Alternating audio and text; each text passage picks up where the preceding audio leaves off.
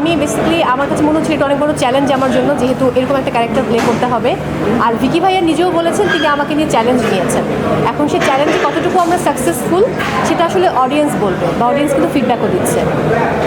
হ্যাঁ, অভিনয়টা ডেফিনেটলি কঠিন, কারণ আমি তো অভিনয়টা প্রতিদিন করি না। আমি থিয়েটার ব্যাকগ্রাউন্ডের, আমি প্রাচ্যনাটের 29 ব্যাচ, আমি মূকাভিনয় করি, কিন্তু এটা তো আমার রেগুলার প্রফেশন না, আমার প্যাশনের জায়গা অভিনয়। সো উপস্থাপনা হচ্ছে এমন একটা ব্যাপার যে আমার রন্ধ্রে রন্ধ্রে রয়েছে। সো আমাকে যে কোনো জায়গায় দাঁড় করিয়ে দিলে আমি জানি যে আমি কী বলবো, আমার জানতেও হয় না, আমার মস্তিষ্ক অটোমেটিক্যালি কাজ করে।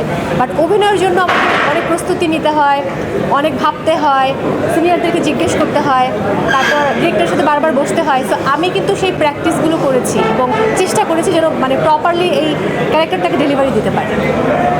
এইটা তো ডিরেক্টররা বলতে পারবে, কারণ মাঝে মধ্যে বিভিন্ন শোরগোল শোনা যায়, অমুক নায়ক বললো, অমুক ডিরেক্টর বললো, বাট ফাইনালি কেউ না বললে তো আমি গিয়ে চলে যাব না।